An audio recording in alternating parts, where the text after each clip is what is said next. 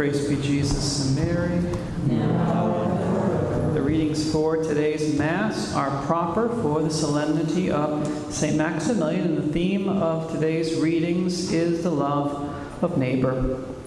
In order to love, in order to give love, we have to already have it inside of us. It's one of the main principles of love. You can't give what you don't have. As they say, St. John tells us that God is love. He says in 1 John 4:8, so if we're love-starved or if we're on empty in the love department, then we have to turn to the Lord. And He can place love inside of our hearts. He can even do that even if we never received love growing up. 4 times in the Gospel, our Lord specifically tells us, He says, love your neighbor as yourself. The Greek word that's used there in the New Testament for neighbor is plesion. It means the person near to you, or the person nearby you. So our neighbor is literally the person next to us, the person which it can be hardest to love at times. If it's hard to love the person nearest to us, first thing that we need to do is ask the Lord for help in that department. The Lord says, ask and you shall receive, right? He says that in Matthew 7:7, and He also says, if you ask me anything in my name, I will do it. He says in John 14:14. So we should ask Him for help to love our neighbor. We should also ask Him to give us His heart as well, so that we can love other people in our lives, especially those who are the most difficult to love. Teachers of spiritual theology will typically say that growth in the spiritual life can be measured by how we're treating others, essentially by how well we're loving our neighbors. So if you want to know if you're growing spiritually, ask yourself, how well am I treating other people? The 2 great commandments are to love the Lord our God and to love our neighbor. If you take the 10 commandments of Moses, the love of God obviously falls under the first 3 commandments, and the love of neighbor falls under the umbrella of the last 7. And yes, in God's eyes, those 2 loves are inseparable. You can't separate the 2. It's easier to separate peanut butter from jelly than to separate those 2. Separate the love of God from the love of neighbor. The beloved apostle says in the New Testament, if anyone says, I love God, and hates his brother, he is a liar. For he who does not love his brother whom he has seen cannot love God whom he has not seen. 1 John 4, verse 20. And we know that our Lord says that everything we do to others counts as what? It counts as being done to Him. We know He says that. That's what He'll say at the last judgment. He'll say, I was hungry, you gave me food. I was thirsty, and you gave me drink. I was a stranger, and you welcomed me. I was naked, and you clothed me. I was sick, and you visited me. I was in prison, and you came to me. As you did it to one of these least my brethren, you did it to me, Jesus says in Matthew 25. Or He'll say that we didn't do those things to Him. We didn't do them to others. We didn't do them to Him, is what He'll say to us, one or the other. Recently, I was reading a biography of St. Vincent de Paul, and it said that St. Vincent was able to charm the hearts and conquer the souls of pretty much everyone he met. Anyone who met St. Vincent de Paul was won over by him, shall we say. And he explained his method for doing that. He said this, he said, I had a maxim to consider the general of the galleys as God, and God as Himself, and to obey Him in the same way, and to obey Madame as I would the Blessed Virgin. He said, meaning that St. Vincent de Paul would treat everyone as if they were the Lord Himself. Or he would treat them, if they were women, he would treat them as if they were Our Lady. So in doing that, he won the hearts of everyone he met. And if you win the hearts, then what follows? The mind will follow as well. The mind follows when the heart is won over. When we speak of loving God or loving our neighbor, it can be helpful to clarify what love is and other reflections we've talked about. The Greek word for love, that it has 4 different meanings, 4 different words in the Greek for love. There's storge, there's eros, there's philia, there's agape. In Christian writings, love is also distinguished typically as one of 4 types. Either one, it's a marital love, so it's centered on the natural desire to be united with someone of the opposite sex. So that's 1. 2, there's also what's called love of benevolence. That's loving someone else, whether or not they're a source of good for us. So you think of the works of Mother Teresa, her sisters, the missionaries of charity, their works for the poor. That was a love of benevolence that they did to them.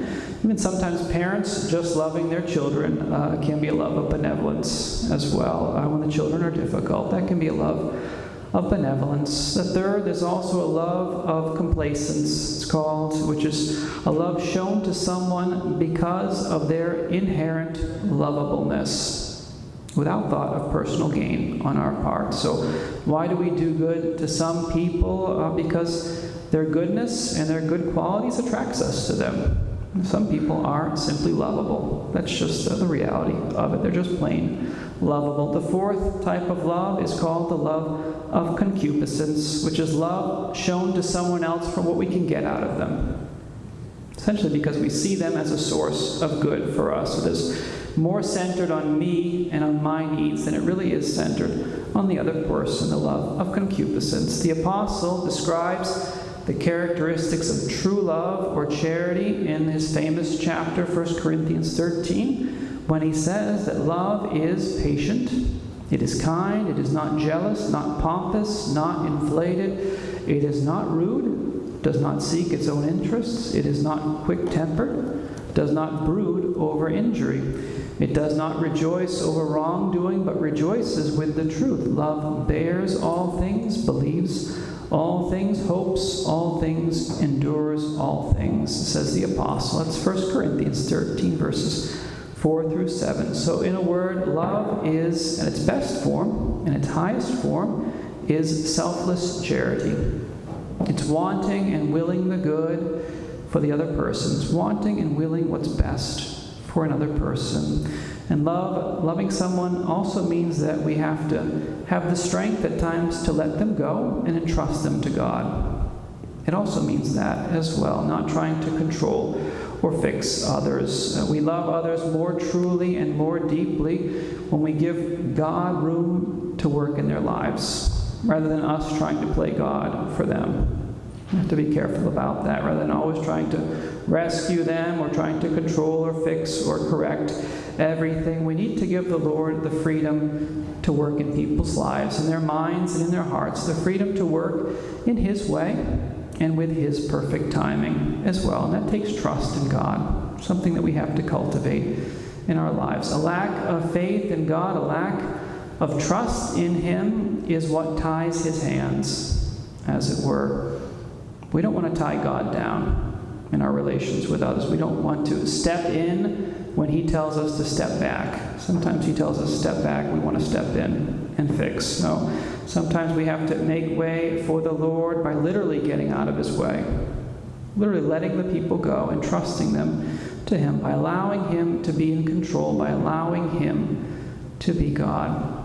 And remember, since love is wanting and willing what's good for someone else, what's good for someone else obviously excludes sin.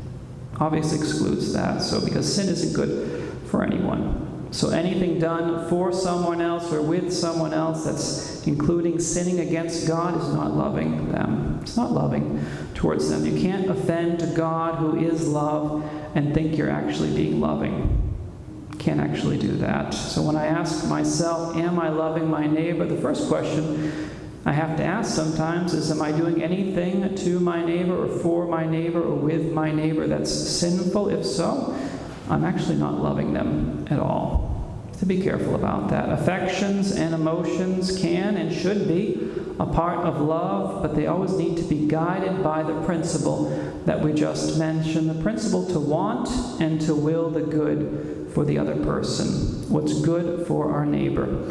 If our love for others is based mainly on sentiment or purely on sentiment, then what happens when the good sentiments fade away? Love disappears. So it has to be based on something stronger than that. It reminds us of the Sermon on the Mount, what Jesus said in Matthew chapter 7. He said that some people build their houses on sand, right? And he says, and the rains fall, and the floods came, and the wind blows and knocks down the house. Why? Because the foundation was shifty. The foundation was shallow. That's what it's like when we love others just based on sentiment. Sentiments are sandy and they're shifty. They come and go. It's kind of like the ice cream truck when I was growing up in my neighborhood. The ice cream truck would come down the street, you'd hear it sound coming, and it would be a great sound, and you'd go out and get ice cream if you had money, but it just comes and goes. It's not always there, the ice cream truck. Sometimes our sentiments are like the ice cream truck in that respect. They're 1 minute, gone the next. But then Jesus says that other people build their houses, they build their lives on solid rock. And the rains fall, and the floods come, and the winds blow, and after all that, the house is still standing because the foundation is solid. St. Paul says that the rock is what? He says it's Christ himself. 1 Corinthians 10:4, our Lord, you go to him, the rock, and he also says the rock is Peter. Not just Jesus, it's also Peter. Matthew 16:18. So the foundation of our lives needs to be Christ and his church. The foundation of our love needs to be Christ himself. If Jesus is the foundation of our life and our love, then whatever we build off of that foundation will be solid, it will be secure, even in the midst of the greatest storms. Towards the end of St. Matthew's Gospel, our Lord says that because of iniquity, meaning because of evil, in the last days the love of many will grow cold. He says that, Matthew 24, verse 12. That's what we're experiencing a lot in the West nowadays. There's a lot of hardness in people nowadays because of broken and dysfunctional homes, and also because of lack of love in their lives and in their heart as well. But because there's an increase in evil and a decrease in love in our culture, then it becomes all the more important for us to love our neighbors. All the more urgent to do that because they need to see the love of God in us and through us. Stars typically shine brighter when? During the day or during the night? Typically at night, right? The stars will shine brighter. So the spiritual darkness that's in our culture will make our love shine all the more if the foundation of our love is Christ and his church, if that's our foundation.